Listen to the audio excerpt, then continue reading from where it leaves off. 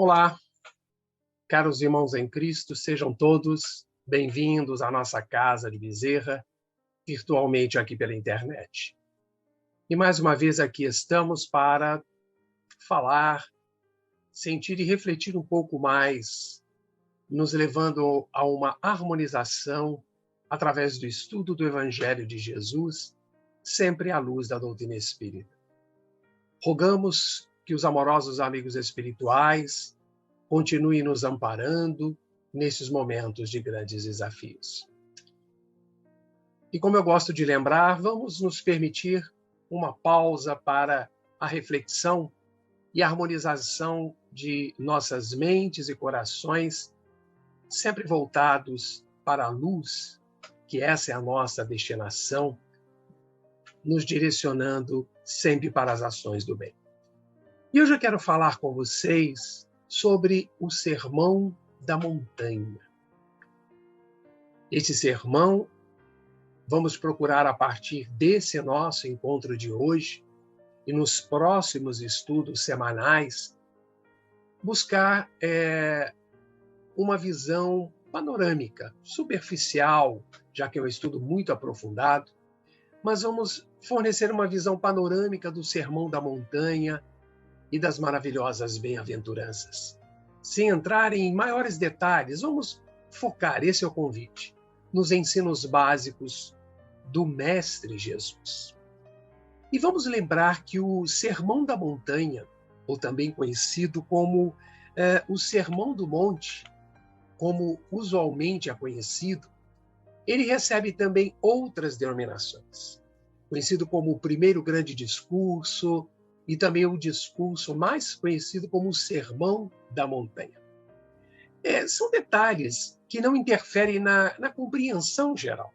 Por outro lado, vamos identificar que o evangelista Lucas, além de nomear o Sermão da Montanha como o chamado discurso inaugural, assim chamava Lucas, registra um ou outro trecho citado por Mateus.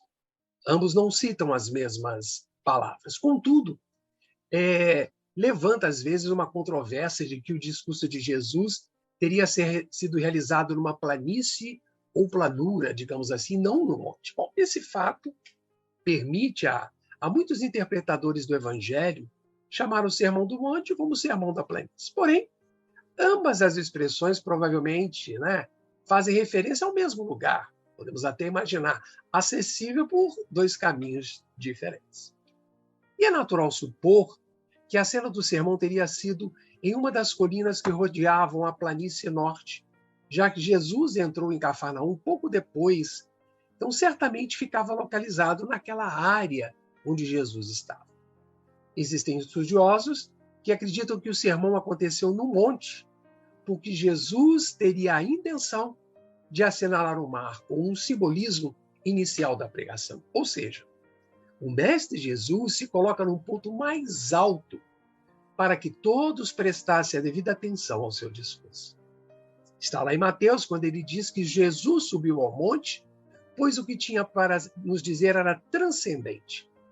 Era uma vida comum no vale inferior. Daí, vamos relembrar o espírito Amélia Rodrigues, que nos esclarece que a montanha, em sua grandeza espiritual, é também um símbolo. O Filho do Homem, que desce aos homens, vencendo as dificuldades do mergulho no abismo, e o homem que sobe, conduzindo os homens por sobre escarpas até o seio de Deus. Vejamos, irmãos, que a montanha também é um destaque maravilhoso na paisagem. Quando nós nos elevamos, quando nós subimos uma montanha, eu já subi algumas, vocês também devem ter visto estas paisagens, pode significar também, no sentido figurado, vencer os obstáculos que perturbam o serviço, o avanço, melhor dizendo, da nossa jornada evolutiva. Descer, deixar o monte, no sentido também figurado, é considerar um empecilho, é refazer o caminho, é alongar as mãos em direção dos que ficaram tolhidos lá atrás. E o Sermão da Montanha foi endereçado primeiramente aos discípulos. Este é o sentido aparentemente tanto de Mateus como também é relatado em Lucas. O uso que Lucas faz, normalmente na segunda pessoa, nas bem-aventuranças, ao dizer: vós sois o sal da terra. Com isso, verificamos que é ampliada a magnitude das palavras de Jesus. E o Sermão da Montanha revela, assim, um delineamento básico e bem estruturado dos ensinamentos de Jesus. Podemos até afirmar que é uma síntese dos fundamentos do seu evangelho, dirigido especialmente a nós, os seus discípulos, estendidos também a todos aqueles que desejam conhecer os ensinamentos da lei de amor.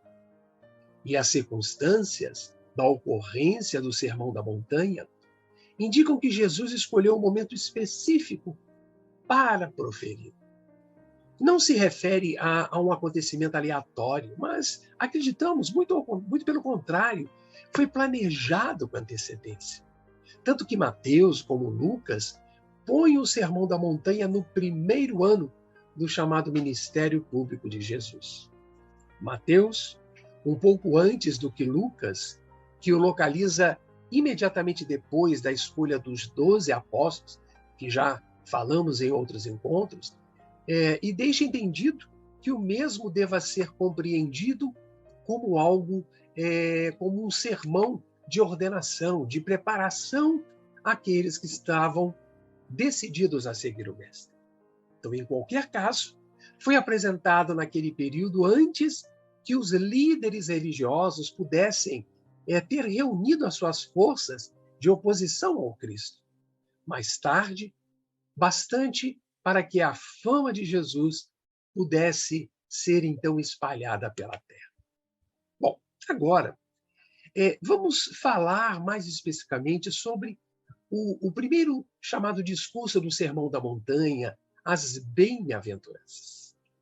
As bem-aventuranças anunciadas pelo Cristo e que serão estudadas sequencialmente mais à frente, são estas que vamos relembrar que estão contidas em Mateus, lá no capítulo 5, versículo de 1 a 12. Diz-nos: vendo ele as multidões, subiu a montanha. Ao sentar-se, aproximaram-se dele os seus discípulos. E pôs-se a falar e os ensinava, dizendo: felizes os pobres em espírito, porque deles é o reino dos céus. Felizes os mansos, porque herdarão a terra. Felizes os aflitos, porque serão consolados.